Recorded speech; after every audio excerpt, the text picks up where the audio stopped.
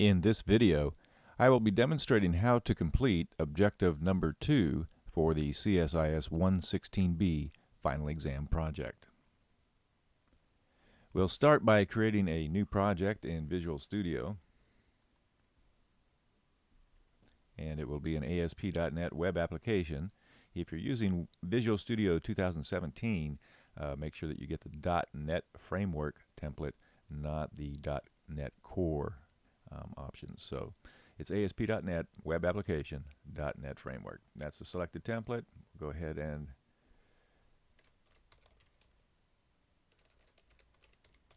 name this final project and then click OK. On the selection of the various templates, just make sure that you have the Webforms template selected. It'll automatically put a checkbox down here into the Webforms checkbox, and we also want to have no authentication and no unit test added. Click OK. So our objective here is just to get the basic Webforms template to be able to demonstrate to you the concepts for creating or achieving objective number 2. Just recall that you're going to be adding this to your midterm project. Okay, so we've got our Webforms template created here. It has the very basic configuration, the web config file, a couple of site masters, global cache file, and then a contact page, a default page, and an about page. So what we want to do is go ahead and add a new web form in here. So I'm going to right click on my project title in the Solution Explorer, choose Add, and then New Web Form. And we do want to base it on the master. So do I have that choice here? It doesn't look like I do. So let's go ahead and go on into the New Item dialog box and look for it there. There we go. Web Form with Master Page. Now this page is going to display the customers table from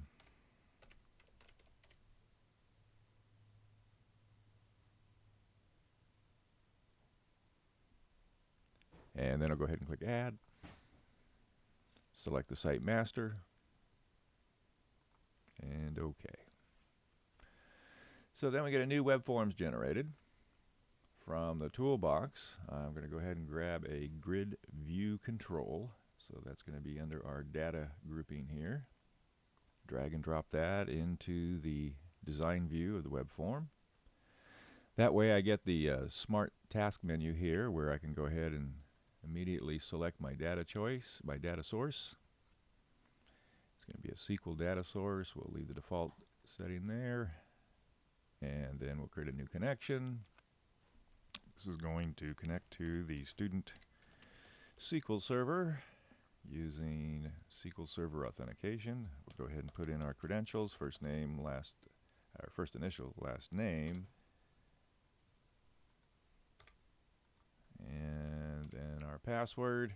And then I always find it's good to test the connection before I go looking for the default database, because if I have typed this information incorrectly, then I've got to wait for the system to come up and tell me that it failed the connection. So we test the connection first. Once it succeeds, then I'll go ahead and click on this drop-down list box right here, and it should grab then the databases that are available to me on the student SQL server.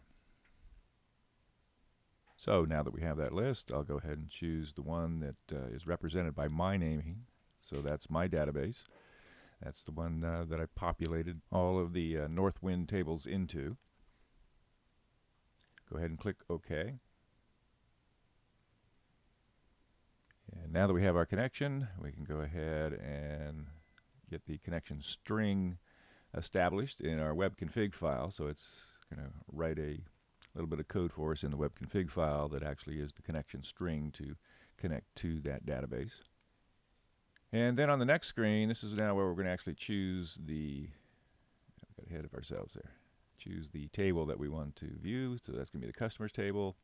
We're going to go ahead and sort it. First by company name, then by contact name, and then by contact title. Click OK. On the next screen, we can just do a quick test of our query, make sure it shows the records there, and then click Finish. So that should give us the basics on our table. I'll go ahead and run the web form now, pressing function key 5 on my keyboard. Chrome has this new thing now where it goes into the script debugging page, but you can see at the very bottom there where it says your application is starting, so it is running just hunky-dory. So there is your grid view. You've got all the rows for all the records. Actually, I think we're displaying, actually we've got no paging, so yeah, this is not the entire list, because I know there's some Z's in here, so we're getting a certain amount of records, but we don't have paging enabled, we don't have sorting enabled, and so we need to go back now and do all that good stuff. So with the grid view selected here, and by the way, I should point this out, when you go back into the design view of web forms, let me just click off of the grid view here. I'll select the data source. You have to remember that the grid view is inside of a content placeholder. So you have to be careful when you click in here to make sure that you have the grid view selected, and you'll know that it's selected because the little glyph that identifies the control will display. If you click near the grid view, sometimes you'll actually end up getting the content area. So for instance, right now when I look at it, you see how it says main content custom up here on the glyph. So that means that this smart menu over here on the right, this is related to the master page because it's actually referencing that content placeholder. So you just have to be careful when you're selecting things in design view. Make sure that you have selected the control when you want to go to the controls properties and not the actual content placeholder. Okay. So with that said, now let me just click here again. We'll see now I do have the grid view selected, and now if I press function key 4 on my keyboard, now we'll get the properties for the grid view. So let's switch to alphabetical listing here and then come on down to the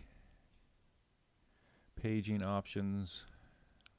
And so right here is our page size, the number of records being displayed at a time. We want to have 20 records per page.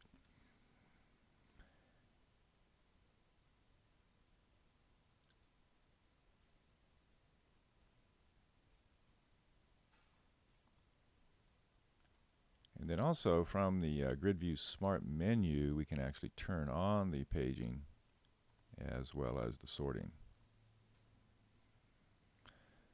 So now that we have that done, let's go ahead and test our web form again by pressing function key 5 on the keyboard.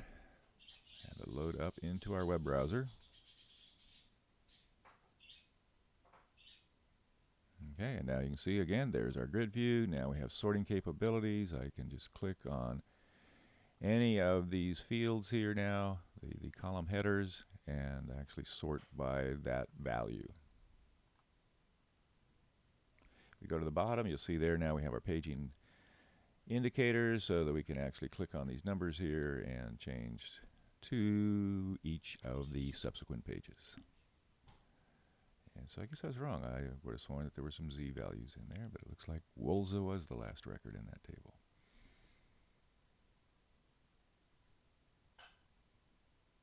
So that's the basics on creating the grid view. In the next video, we'll take a look at how to set up the customer ID field so that it'll be a hyperlink, and when you click on a value then in the customer ID column, it'll take you to another web form that will then display the details of that particular record that you had clicked on.